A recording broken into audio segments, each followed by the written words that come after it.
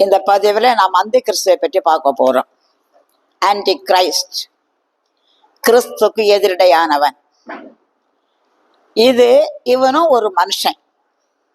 ஆனா இவனுக்குள்ள இருக்கிற ஆவி இயேசு கிறிஸ்துவுக்கு நேர் டெட் அகென்ஸ்ட், எதிர்மறையான ஆவி. இயேசு கிறிஸ்துவுடைய வார்த்தைகளுக்கு விரோதமாக பேசுகிறது, இயேசு கிறிஸ்துவுடைய ஜனங்களுக்கு விரோதமாக கிரியை செய்கிறது, இயேசு கிறிஸ்துவுடைய ஊழியங்களுக்கு விரோதமாக கிரியை செய்கிறது எல்லாம் அந்தி கிறிஸ்துவின் ஆவி. இது இப்போது இல்ல, 1ஆம் நூற்றாண்டுலேருந்தே இருக்குது. அப்போஸ்தலனாக யோவான் தன்னுடைய நிருபத்துல எழுதும் போது 1 யோவான் 4ஆம் அதிகாரத்துல உலகத்திலே அநேகம் கள்ள கிறிஸ்துக்கள் இருக்கிறபடியினால, பிரியமானவர்களே, நீங்கள் எல்லா ஆவிகளையும் நம்பாமல் அந்த ஆவிகள் தேவனிடத்திலிருந்து வந்ததோ தேவனால் உண்டாயிற்றோ என்று பார்த்து சோதித்து அறியுங்கள்.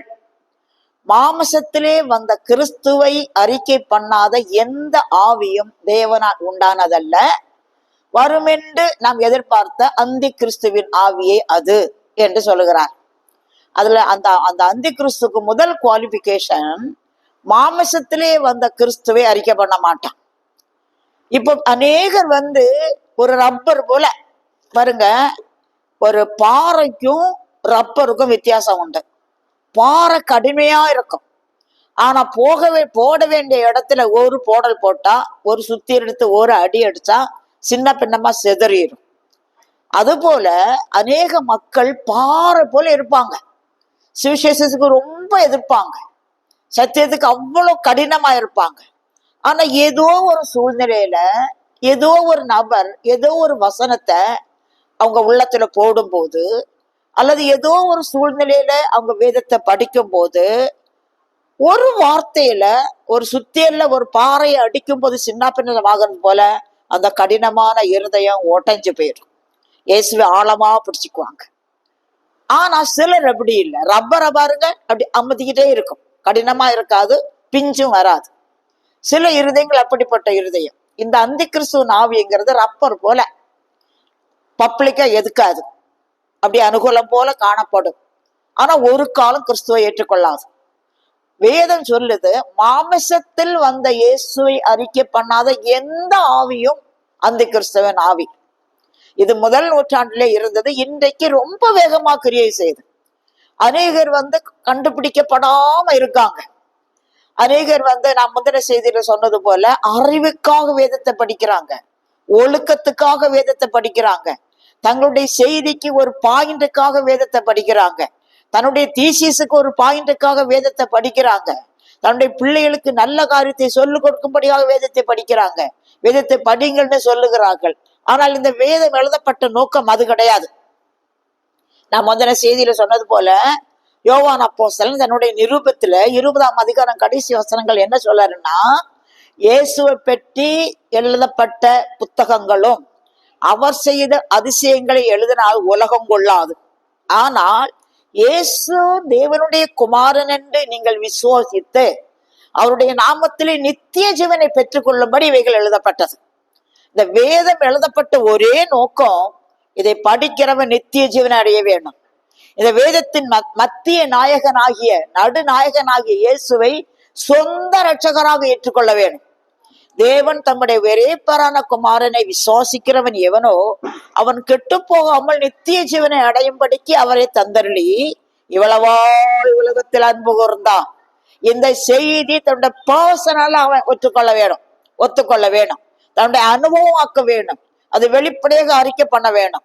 மாம்சத்திலே வந்த இயேசுவை அறிக்கை பண்றதுன்னா, இயேசு என்று பாவத்துக்காக மரித்தார், நான் இயேசுவை நம்புகிறேன், நான் பாவியாக இருக்கிறேன், இயேசுவிடத்தை என்னுடைய பாவங்களை மன்னிக்கும், இயேசு கிறிஸ்து தன் சகல பாவங்களை நீக்கி சுத்திக்கு இருக்கும், நான் அதை ஏற்றுக்கொள்கிறேன் என்று சொல்கிறது அறிக்கை பண்ணுகிறது.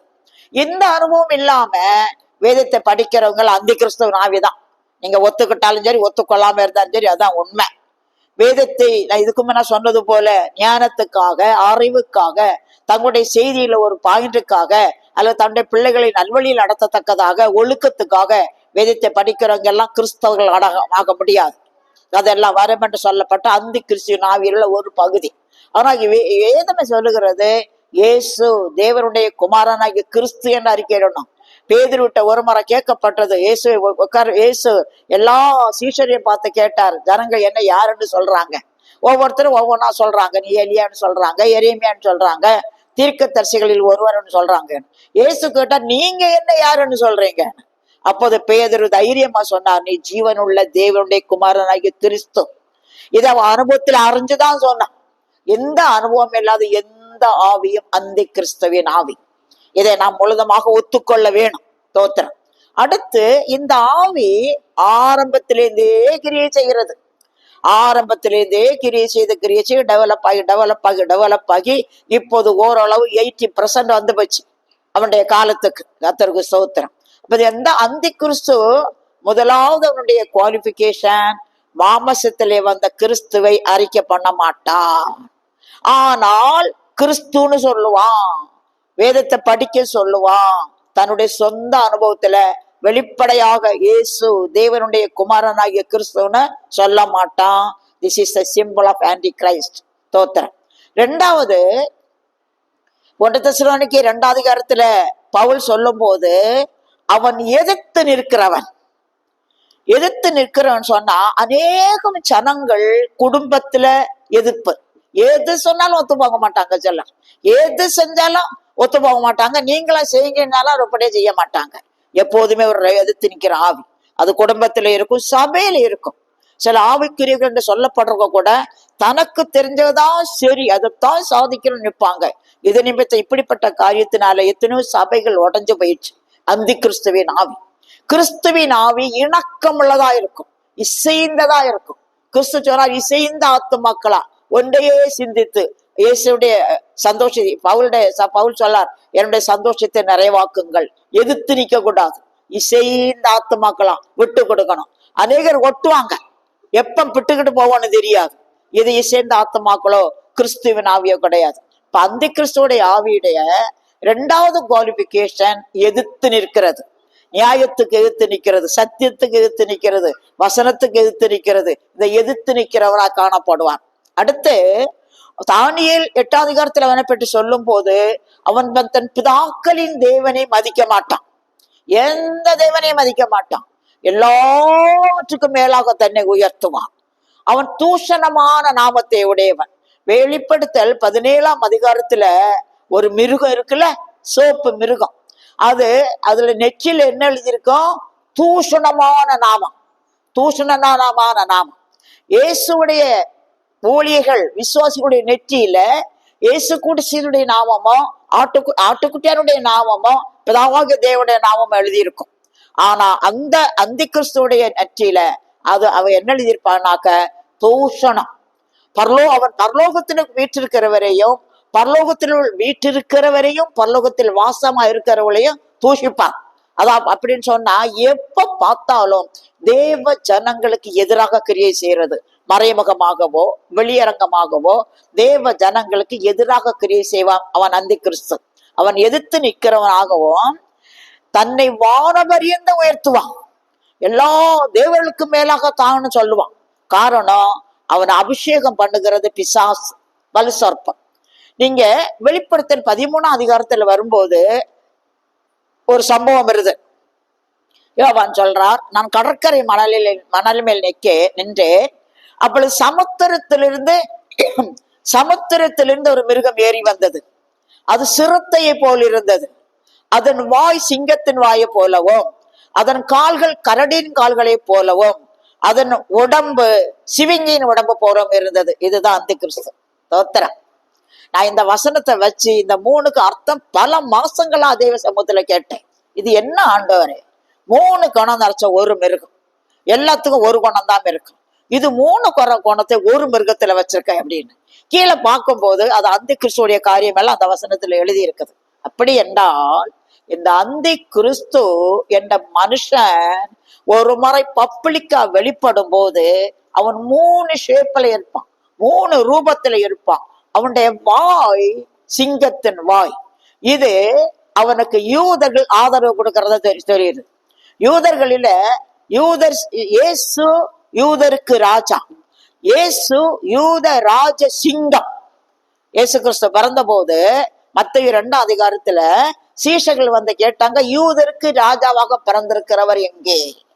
அப்ப யூதருக்கு ராஜா சிங்கம், காட்டில் உள்ள எல்லா உலகங்களுக்கும் விலங்குகளுக்கும் ராஜா. ஆனா இந்த சிங்கம் யூதரின் சிங்கம் கிடையாது, யூதரின் ராஜாவாகிய சிங்கம் இல்ல, இது அந்தி கிறிஸ்துவாகிய சிங்கம். யூத ராஜாவாகிய சிங்கத்தை போல வேஷம் போட்டிருக்குது. யூதர்கள் இவனுக்கு அனுகூலம் பண்றாங்க. இதுதான் அந்த கடற்கரை மணல் மேல் நிற்கும் போது சமுத்திரத்திலிருந்து வெளிம்பி வந்த அந்த மிருகத்துடைய வாய். அதனுடைய கால்கள் கரடின் கால்களை போல இருக்கிறது. கரடி வேகமாக ஓடுமா, தோத்திரம். இந்த கரடி வேகமாக ஓடுகிறது அந்த காலத்துல உள்ள அரசியல் தலைவர்களை குறிக்கிறது. அவங்க ஆட்சியை பிடிக்கும்படியாக வேகம் வேகமா இங்கு அங்கு ஓடி கிரியை செய்வார்கள். கரடியின் கால்களுக்கு ஒப்பா இருக்கிறது. அடுத்தபடியாக அவருடைய உடம்பு சிவிங்கியின் உடம்பை போல இருந்தது. இந்த சிவிங்கியும் வேகமாக ஓடத்தக்கது. நிறைய கறி சாப்பிடுவான், மாமிசம் சாப்பிடுற சிவிங்கி. இந்த இது எதை குறிக்குதுனாக அந்த காலத்துல உள்ள மத தலைவர்கள்.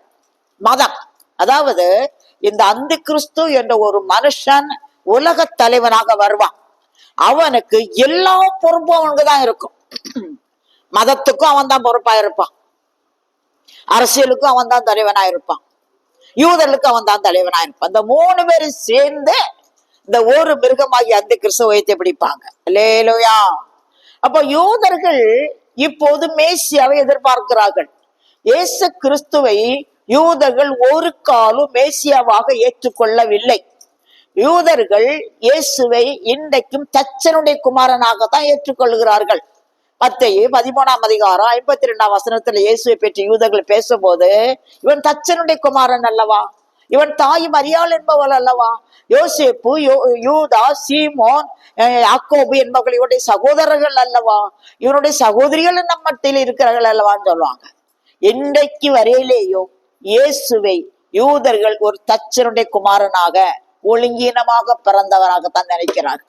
அதனாலதான் கிறிஸ்தவர்களை அநேக யூதர்கள் இன்றைக்கு அருவருப்பார்களாம். ஆனா யூதர்களில் கிறிஸ்துவை ஏற்றுக்கொண்ட தேவ ஜனங்களாக கிறிஸ்தவங்களை பார்ப்பாங்க. தோத்திரம். அப்போ இந்த அந்தி கிறிஸ்து என்பவனுக்கு என்ன அதிகாரம் இருக்குது? இவன் வெளிப்படையாக வரும்போது யூதர்கள் தங்களுடைய முழு பலனையும் கொடுத்து இவர்கள் எதிர்பார்த்த மேசியாதான் இவன் என்று அவரோட உடன்படிக்கை பண்ணுவாங்க. இப்போது உலக தலைவர்கள் ஒரு உலக தலைவனை எல்லாற்றையும் சமாதானத்தோடு வழிநடத்தி கொண்டு போகிற ஒரு தலைவனை எதிர்பார்க்கிறார்கள். ஒருத்தர் சொன்னாராம், இங்கு எல்லாரையும் சமாதானத்தோடு வழிநடத்துகிற ஒரு தலைவன் எங்களுக்கு வேணும். அவன் மனுஷனா இருந்தாலும் ஏத்துக்கொள்ளும், அவன் சாத்தானா இருந்தாலும் ஏத்துக்கொள்ளும் அப்படின்னு. அப்படி முழு உலகத்தையும் கண்ட்ரோல் பண்ணத்தக்க, முழு உலகத்துக்கும் தலைவராக இருக்கத்தக்க ஒரு மனுஷன் என்று உலகம் தேடுகிறது, ஐநா சபை தேடுகிறது. அப்போது அந்த குறிக்கப்பட்ட நாளிலே ஒரு மனுஷன் தேர்ந்தெடுக்கப்படுவான். அவருடைய ப்ராசஸ் எல்லாம் நான் இப்ப சொல்ல விரும்பல, தோத்திரம். அப்போ அவன் எழுக்கும் வரும்போது முதலாவது அவங்களுக்கு ஆதரவு கொடுக்கிறது யூதர்கள். காரணம், யூதர்களுடைய மெயினான எதிர்பார்ப்பு அவங்களுக்கு தேவாலயம் இருந்த இடத்துல, ஏற்கனவே இருந்த இடத்துல தேவாலயம் கட்டப்பட வேணும். சகரியா தீர்க்கதரிசியை கொண்டு கர்த்தர் சொல்றார், கடைசி நாட்களில கர்த்தருடைய ஆலயமாகிய பர்வதத்தின் கொடுமடியிலே நிறுத்தப்படும், பழைய இடத்துல இருப்போம். அந்த இடம் தான் நாளாகமத்துல சொல்லும் போது அந்த இடம் எந்த இடம்? இப்போது தேவாலயம், முஸ்லிம்களுடைய அந்த ஒரு புற மதஸ்தருடைய ஒரு மசூதி இருக்குதே, அந்த இடம் 1 நாளாகமம் 3ஆம் அதிகாரத்தின்படி 1ஆம் வசனத்தின்படி சாலமோன் கட்டின தேவாலயம். அது இருக்கிற இடம் ஈசாக்கு பலியிடப்பட்ட இடமும் 2 சாமுவேல் 24ஆம் அதிகாரத்துல யூதர்களுக்கு தாவீது ஜனத்தை எண்ணினபடியினால வாதை வந்த போது அந்த வாதை நிறுத்தப்படத்தக்கதாக இவன் பலி செலுத்த போய் ஓர்னானின் களத்தை வாங்குவானே, வெள்ளை கொடுத்து, அந்த இடமும் அதே தான் தேவாலயம் கட்டப்பட்ட இடம். அந்த இடத்துலதான் மறுபடியும் தேவாலயம் கட்டப்பட வேணும். அதுக்காக தான் யூதர்கள் எதிர்பார்க்கிறாங்க. இன்றைக்கு அந்த இடம் இன்னொரு கையில இருக்குது. அப்போ அவங்க கடைசி நாளுல அவங்க இடம் உங்களுக்கு வரும். அப்ப அந்த கிறிஸ்து வந்தோடனே நான் உங்களுக்கு சப்போர்ட் பண்ணி அந்த இடத்த உங்களுக்கு தந்து உங்களுக்கு தேவாண்டி ஆலயத்தை கட்டுறதுக்கு ஏற்பாடு பண்ணுவேன்னு சொல்லுவான். அதனாலதான் யூதர்கள் உடன்படிக்கை பண்ணுவாங்க. அப்ப முழு உலகத்தில் உள்ள தலைவர்களும் இவனை தெய்வமாக ஏற்றுக்கொண்டுவார்கள். வேதம் சொல்லுது, வெளிப்படுத்தல் 13ஆம் அதிகாரத்துல வலுசற்பமானது தன் முழு அதிகாரத்தையும் தன் முழு வல்லமையையும் அந்த மிருகத்துக்கு கொடுத்தது. எந்த மிருகத்துக்கு? இந்த 3 in 1 இருக்குத, வாய் சிங்கத்தின் வாய், சிவிங்கியின் உடம்பு, கரடியின் கால்கள். இந்த மிருகத்துக்கு இந்த வலுசற்பம் முழு அதிகாரத்தையும் கொடுக்குது. அப்படி என்றால் வலுசற்பமாகிய பிசாசு இந்த அந்தி கிறிஸ்துவை அபிஷேகம் பண்ணும், முழு அதிகாரம் அவனுக்கு கொடுக்கும். அவன் பொய்யான அற்புதங்களை செய்வான். பொய்யா வானத்திலிருந்து அக்கினியை கூட இறக்குவானா. ஜனங்க ரொம்ப ஆச்சரியப்பட்டவனை பார்ப்பாங்களாம். வெளிப்படுத்தல் 13ஆம் அதிகாரம் 8ஆம் வசனம் சொல்லுது, உலக தோற்றம் முதல் ஜீவ புத்தகத்தில் பேரெழுதப்பட்டிராத பூமியின் குடிகள் இந்த மிருகத்தை ஆச்சரியத்தோட பார்ப்பார்கள். தோத்திரம். அப்போ இப்படிப்பட்ட ஒரு ஒரு ஒரு மிருகம் அப்ப அந்த கிறிஸ்துவுடைய யூதர்களுடைய ஆதரவு கிடைக்குது, அரசியல் தலைவர்களுடைய ஆதரவு கிடைக்குது, மத தலைவர்களுடைய ஆதரவு கிடைக்குது. எல்லாம் சேர்ந்து ஒன்னாக ஒரு அப்பியர் ஆகுறான். இவன் தான் அந்தி கிறிஸ்து. இவன் தான் அந்த அர்மதகோன் யுத்தத்துல முன்னாடி நின்று இயேசுக்கு விரோதமாக யுத்தம் பண்ணுகிறவன். இவன் தான் யுத்த முடிவில உயிரோட பிடிக்கப்பட்டு அக்னியில உயிரோட தள்ளப்படுகிறவன். தோத்திரம். இந்த அந்தி கிறிஸ்து காலம் 7 வருடம். ஆனா அந்த 7 வருடமும் ரொம்ப கொடுமையா இருக்காது. அவன் என்ன செய்வான்னா, அப்படியே தன்னுடைய சீனுக்கு வந்து வந்து வந்து வந்து வந்து வந்து கொஞ்சம் கொஞ்சமா ஆட்சியை பிடிப்பான். நான் இதுல ஒரு விஷயத்தை உங்களுக்கு சொல்ல விரும்புறேன். இப்போது நாம் அறிவோம், நம்முடைய பாரத தேசத்தை பிஜேபி ஆளுகிறது. ஆனா 1998-99 காலங்களில நாங்க குறிஞ்சிப்பாடியில ஊழியத்துல இருந்தோம், கடலூர் மாவட்டத்துல. அப்ப நாங்க சிலர் சேர்ந்து ஜோப்பம் பண்ணும்போது சில கல்லூரி மாணவிகள் எல்லாம் எங்கிட்ட வந்து ரொம்ப டிஸ்கஸ் பண்ணுவாங்க. அப்போது இந்த பிஜேபி திரும்ப அப்பதான் ஆரம்பிச்சுக்கு. பிஜேபி, இந்து முன்னணி, பகுஜரங்கன், பிஜேபி, இந்து முன்னணி, பஜரங்கன், ஸ்தோத்திரன்னு ஒரு கட்சி. இதுக்கெல்லாம் கூட தலைவர்களை எல்லாம் சொல்லி சொல்லி சொல்லி சொல்லி நாங்க ஜோம் பண்ணி இருக்கிறோம். இந்து முன்னணி, பிஜேபி, பஜரங்கன், சிவசேனா, இந்த 4 கட்சியுடைய தலைவர்களையும் சொல்லி சொல்லி ஜோம் பண்ணுவோம். அப்படி அன்னைக்கு ஒண்ணும் இல்லாம கிடந்து ஆட்சியை பெற்றுட்டான். இதே போல அந்த கிறிஸ்துவுடைய ஆவி இப்போதே கிரியை செய்கிறது. கொஞ்சம் கொஞ்சம் கொஞ்சம் கொஞ்சம் கொஞ்சமா டெவலப் ஆகிட்டே வரான். ஆனா அந்த சபை எடுத்துக்கொள்ள போற நேரத்துல, யுத்தம் ஆரம்பிக்க போற நேரத்துல இவன் ஃபுல்லா ஆட்சிக்கு வந்துடுவான். ஆட்சிக்கு வந்து எல்லா பொறுப்பையும் ஏற்றுக்கொள்ளுவான். முதல்ல அவனுடைய குவாலிபிகேஷன் என்ன சொன்னேன்? மாமசத்திலே வந்த கிறிஸ்துவை அறிக்கை பண்ண மாட்டான். 2வது எதிர்த்து நிற்பான். நீதி நியாயத்துக்கு, சத்திய வசனத்துக்கு, கர்த்தருடைய போராடுறதுக்கு, கர்த்தருடைய பிள்ளைகளுக்கு எதிர்த்து நிற்பான். இன்றைக்கு பாருங்க, முழு உலகத்திலேயும் நைஜீரியாவுல 1000 லட்சக்கணக்கில் ஜனங்கள் கொல்லப்படுறாங்களா, வடகொரியாவுல ஜனங்கள் கொல்லப்படுறாங்க, சைபீரியாவுல ஜனங்கள் கொல்லப்படுறாங்க, ஏன் நம்முடைய இந்திய தேசத்துல வட இந்தியாவுல கொல்லப்படுறாங்க. இதுக்கெல்லாம் என்ன பண்றாங்க? நான் ரொம்ப யோசிப்பேன்.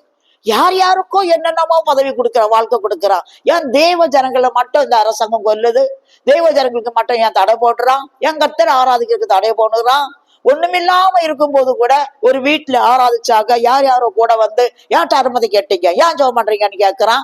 எதுக்கெல்லாமோ வாசல் திறந்து இருக்குது, இதுக்கு மட்டும் ஏன் தடை வருது? அவன் எதிர்த்து நிக்கிறவன். இது அந்த மக்கள் நமக்கு செய்கிற துரோகம் இல்லை, அந்த ஆவி செய்கிற துரோகம். அந்த ஆவி ஜனங்களை ஏவி விட்டு ஜனங்களுக்கு விரோதம், தேவ ஜனங்களுக்கு விரோதமாக கிரியை செய்யறான். இது வேதத்துல ஏற்கனவே எழுதப்பட்டது. 2 தெசலோனிக்கே 2ஆம் அதிகாரம் 4-5 வசனத்துல 7-8 வசனங்களில அவன் எதிர்த்து நிக்கிறவனாயிருப்பான். அடுத்தவன் என்ன செய்வான்? தேவன் என்னப்படுகிறது எதுவோ, ஆராதிக்கப்படுகிறது எதுவோ எல்லாவற்றுக்கும் மேலாக தன்னை உயர்த்துவான். நான் தான் எல்லாத்துக்கும் எல்லாம்.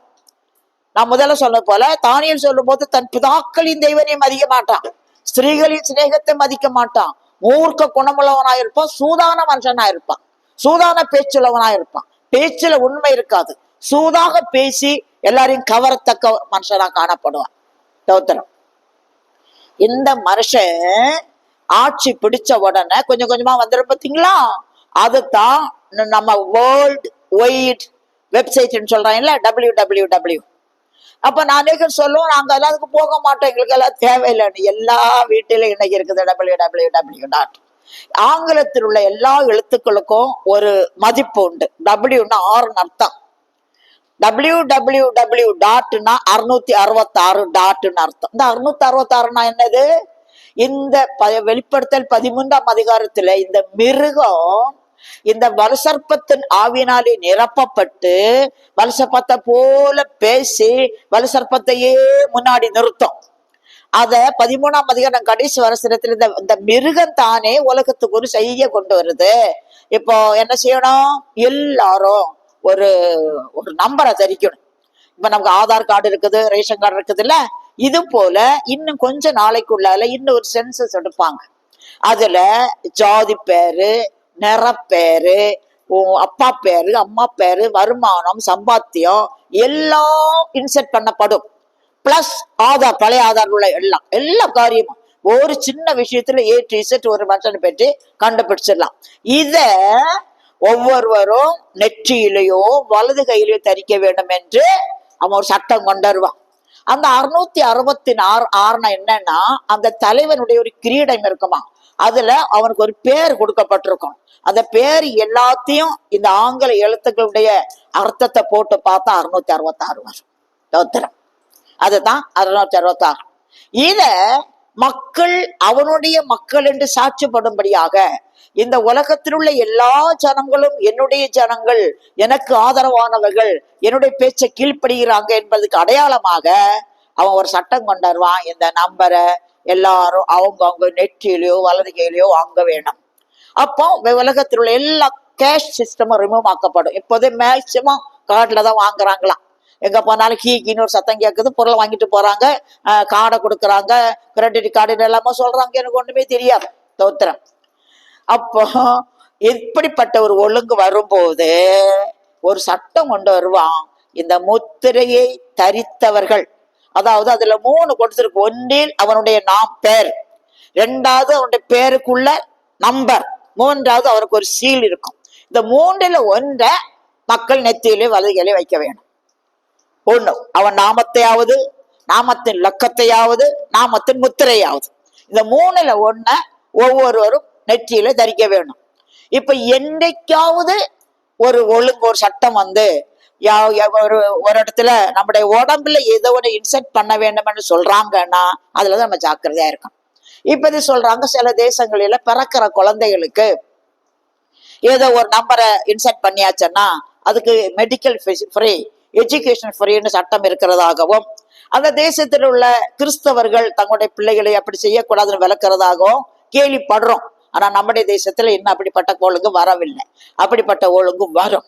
அவன் எதிர்த்து நிற்கிறதாகவும், தேவன் என்ன படுகிறது எதுவோ, ஆராதிக்கப்படுகிறது எதுவோ, அவை எல்லாவற்றுக்கும் மேலாக தன்னை உயர்த்துகிறாகவும் காணப்படுவான். இவனோடு பரிசுத்தவான்கள் 3.5 மாசம் யுத்தம் பண்ணுவார்கள். 3.5 மாசம் அப்படின்னு சொன்னா சபை எடுத்துக்கொள்ளப்படும். சபைக்கு பிறகு ரகசிய வருகைக்கும் பகிரங்க வருகைக்கு நடுவுல உள்ள கைவிடப்பட்ட சபையார் இவன்கிட்ட யுத்தம் அவங்களோட இவன் யுத்தம் பண்ண அப்படின்னு சொன்னாக்க அவங்களை ஆராதிக்க கூடாது, அவங்கள சிரமப்படுத்தி, அவங்கள தீமைக்குள்ளாக்கி, அவங்கள கொன்று குவிப்பான். இந்த நம்பரை தரிக்காத மக்கள் அவனை நம்புவார்கள். இது 3ஆம் அதிகாரம் 13ஆம் அதிகாரம் 8ஆம் வசனத்துல, உலக தோற்றம் முதல் அடிக்கப்பட்ட ஆட்டுக்குட்டியின் ஜீவ புத்தகத்தில் பெயரெழுதப்பட்டிராத பூமியின் குடிகள் அவனை வணங்குவார்கள். ஆனா அவனை வணங்கினவர்கள், அவனுடைய நாமத்தை தரித்தவர்களுக்கு இரவும் பகலும் சதா காலமும் இளைப்பாறுதல் இராது. அவர்கள் நித்திய காலமாக நரகத்திலே வேதனைப்படுவார்கள். இதை சபைகளிலே பிரசங்கிக்கப்படுகிறபடியினால் இயேசு கிறிஸ்து வரும்போது பக்தி உள்ளவர்களாக, போதிய பரிசுத்தம் இல்லாதவர்களாக எடுத்துக்கொள்ளப்படாதவர்கள் நம்பரை தரிக்க மாட்டாங்க. அதுக்கு பேர் தான் கைவிடப்பட்ட சபை. அந்த கைவிடப்பட்ட சபை வெளிப்படுத்தல் 12ஆம் அதிகாரம் 9-10 வசனத்தின்படி வனாந்தரத்துக்கு ஓடி போகும். நான் கைவிடப்பட்ட சபை என்ற ஒரு செய்தியில் அதை பேசியிருக்கிறேன். வனாந்தரம் என்பது வசனமாகிய புல்லும் பரிசுத்தாவியாகிய தண்ணீரும் இல்லாத இடம். தேவன் சபையோ தேவ பள்ளிகளோ ஆவிக்குரிய ஐக்கியமோ இல்லாத இடம் வனாந்தரம். அந்த சபையில போகும்போது, அந்த வனாந்தரத்துல போகும்போது இவன் அவரோடு யுத்தம் பண்ணி ஏராளமான ஜனங்கள் இரத்த சாட்சிகளாய் மரிப்பார்கள். இந்த அந்த கிறிஸ்து அவர்களை கொண்டு குவிப்பான். இதுக்குள்ளால இஸ்ரவேலர்களுக்கு யூதர்களுக்கு அந்த அவங்க விரும்புற இடத்துல சுவாதீனம் கொடுத்து தேவாலயத்தை கட்ட ஒழுங்கு பண்ணுவான். அதுல பெரிய ஒரு பிரச்சனை நடக்கும். ஏனென்றால் அந்த இடத்த இஸ்லாமியர்கள் உயிர் போல பாதுகாக்கிறாங்க. இஸ்லாமியர்கள் தங்களை உயிரோட பேலாம் பாதுகாக்கிறாங்க. யூதர்கள் அது எங்களுக்கு வேணும்னு கேட்கிறாங்க. நீங்க ஒண்ணு ஞாபகத்துல வச்சுக்கணும். எங்கிட்ட கடந்த நாட்களில ஒரு விசுவாசி கேட்டுச்சு, ஒரு பிள்ளை கேட்டா, அஞ்சி இப்போது இப்ப காசால விடுதலை ஆயிடுச்சு, சோத்திரம், இப்போது யூதர்கள் காசாவை கொண்டு விற்கிறது நியாயமா அப்படின்னு. அப்ப நான் சொன்னேன், கர்த்தர் சிலரை அழிவுக்கென்று நியமிக்கும் போது நாம் அவர்களுக்கு உதவி செய்து கர்த்தரை மிஞ்சிய நீதிமான்களாக நாம் ஆகக்கூடாது.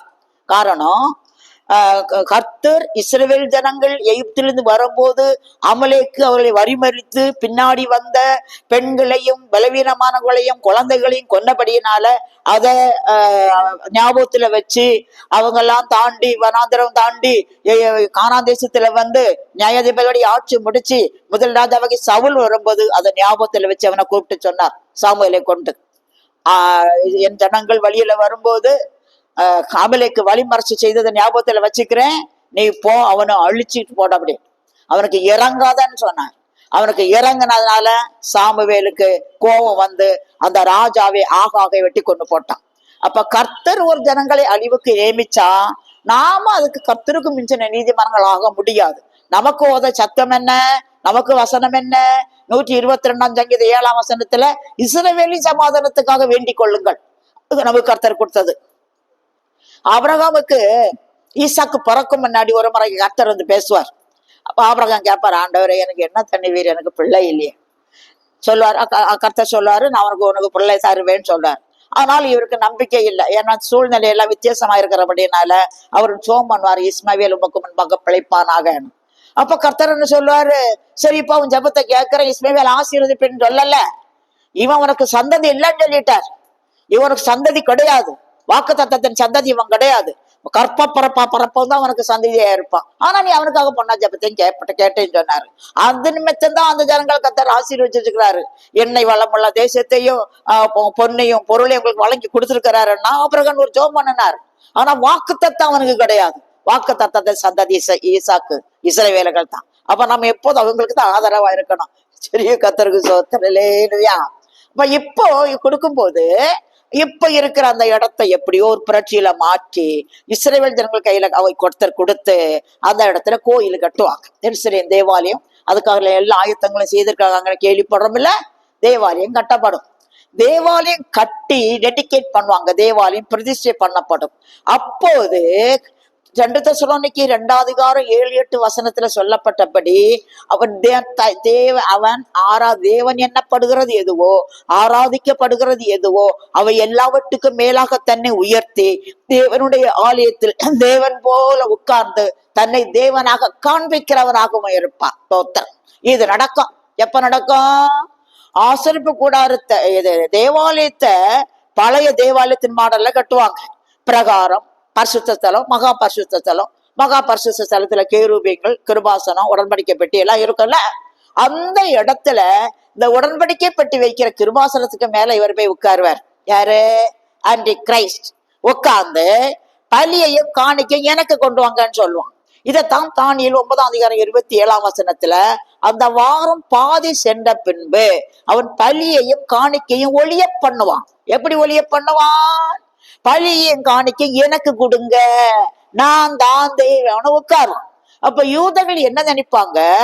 மேசியா யெகோவா தேவனை தான் மகிமைப்படுத்துவார், யெகோவா தேவனுக்கு தான் ஆராதனை செய்யறதுக்கு சொல்லுவார், யெகோவா தேவனை தான் நாங்கள் வணங்க வேண்டும் என்று யூதர்கள் இருப்பாங்க. ஆனா இவன் அப்படி செய்ய மாட்டான், பலியையும் காணிக்கையும் ஒளிய பண்ணுவான். இப்பதான் கர்த்தர் சகரியாவிலே சொல்லப்பட்டபடி யூதர்கள் மேல கிருபையின் ஆவியையும் விண்ணப்பத்தின் ஆவியையும் ஊற்றுவான். அப்போது இவனோடு பண்ணின உடன்படிக்கையை முறிச்சிட்டு தாங்கள் குத்துனவரை நோக்கி பார்ப்பார்கள்.